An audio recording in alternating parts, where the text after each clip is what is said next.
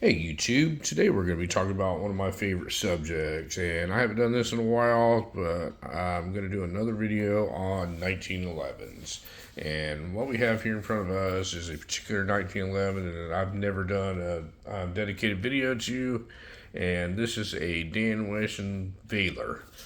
And before we go any further, I'm going to show you that there is nothing in this Dan Wesson, and we are clear to make this video. So what we have here is, this is a Dan Wesson Valor, and this is their flagship gun of their 1911 lines, and this is the one with all the features on it and everything like that. Now this one here is, I don't know, 5 or 6 years old, so they've done some different, what quote unquote improvements to it. It makes it a little bit different than the brand new ones, but we'll go into that as much as we can here in a little bit. So a little history about Dan Wesson. Dan Wesson is a firearm company that's been around since the 1960s. I believe they started in 1968. And they were started by a man named Daniel Wesson. He worked for Smith & Wesson in the beginning of his career, and he left there and started his own fire company in the 1960s, and he was known to make very high quality revolvers. Well, fast forward into the 2000s, and 2005 they really got into making high quality 1911s, and this is what we have right here. And as with a lot of these high dollar, high end firearm companies, they've gotten themselves into a little bit of financial trouble, and they've been since bought out by CZ. CZ's bought them out, and they now own them. And what does CZ bring to the table? Well, CZ brings very good quality control, and they bring deep pockets, so they can produce these things in higher volumes. So now, to my knowledge, Dan Wesson no longer makes revolvers. If I'm wrong about that, folks, correct me. But to my knowledge, I don't think they make revolvers anymore. They're mainly known for their 1911s. And the very first handgun I ever shot, a little known fact here, not that anybody cares, but the very first handgun I ever shot in my life was a Dan Wesson revolver. It was a Dan Wesson, I believe, Model 15 22 long rifle. Shot it with my dad. It's the very first handgun I've ever shot. So, enough about me. What do we have here? This is the Valor, and this thing has got a lot of the top-notch stuff on it. So, a little bit about it. It holds 8 rounds. I have a Wilson Combat magazine in it, because if you're not using Wilson Combat magazines in a 1911, well, there's something wrong with you.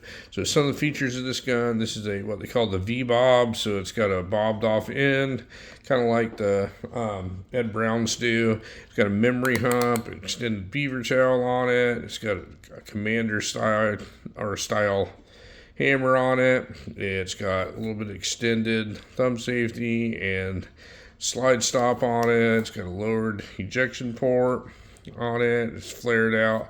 It's got a match grade barrel on it, and this one is chambered in, you guessed it, folks.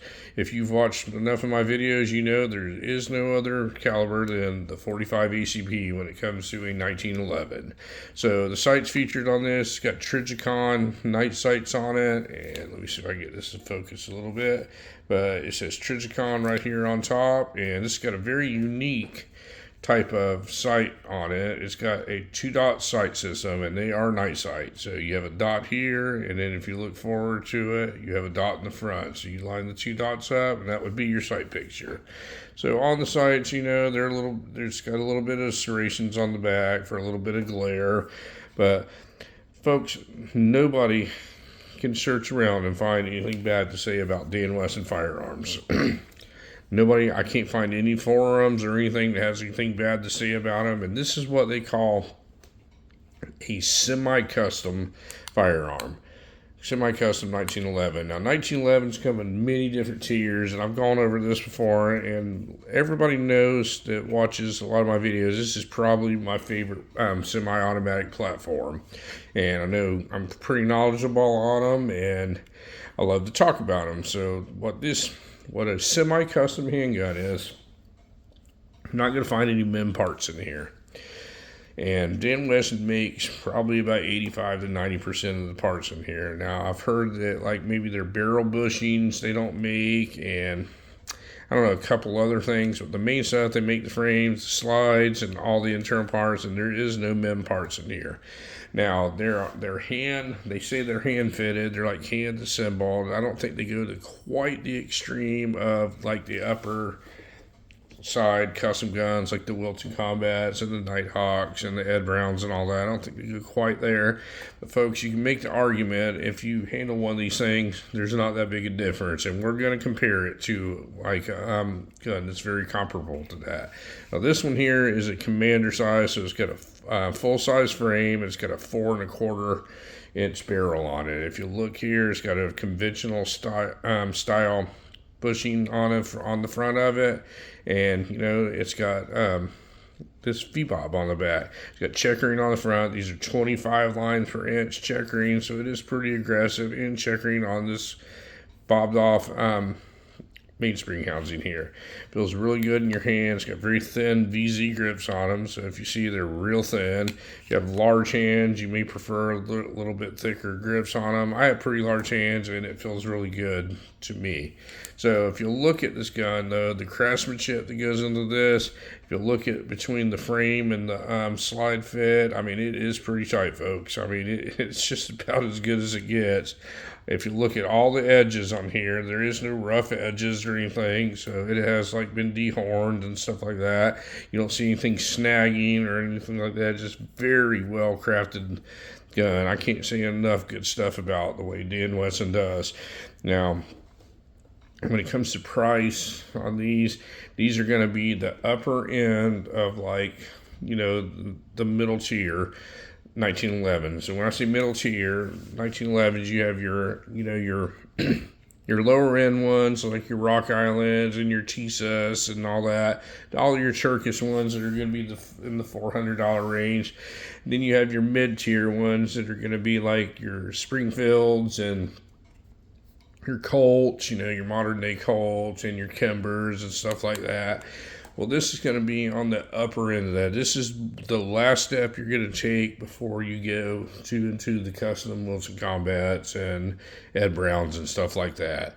And if you close your eyes and you held each one of these, you held this and a Wilson Combat, you're not going to tell a lot of difference, folks. I mean, the difference in there is just going to be the customization and, you know, just a little bit better hand fitting and all that, but it's not going to be enough to notice. And like I said, we're going to compare them. Now, when you look at this, I'm going to show you what I've said this time and time before. There is no such thing as a bad 1911 trigger, but this one is pretty exceptional even for 1911. So I'm gonna go right here. This is your wall right here, and there it is. And the reset on this is going to be as expected. That's your reset, and there's your trigger pull. So I'm going to say it's going to be somewhere around the 3.5 pound range, just like a real good 1911 trigger will be. What I like about Dan Wesson is they don't put a lot of writing and stuff on it. It just says Valor right here, real close, and that's it. And then you have, on the other side, you have your serial number and the Dan Wesson firearms. So these things are made and assembled in New York, and you can see it right here where it says New York, USA. These are American made, folks. Just because CZ owns it, it is CZ USA, and these are made in the United States. So this barrel bushing is very tight fit. As you can see, this barrel is cut almost flush off right here. No snagging or anything. It's a bead blast finish. This is a stainless steel gun. It's a bead blast finish. This particular one doesn't have any kind of serrations or anything here on top. I believe the new Valors, that's the changes they made. They put a flat trigger on them, and they put some serrations here on top. And they put an ambi safety on it. I think that's the three differences in the brand new ones and this one. This one they stopped making, I believe, in 2018. They stopped making this kind and changed over to the other one with the ambi safety.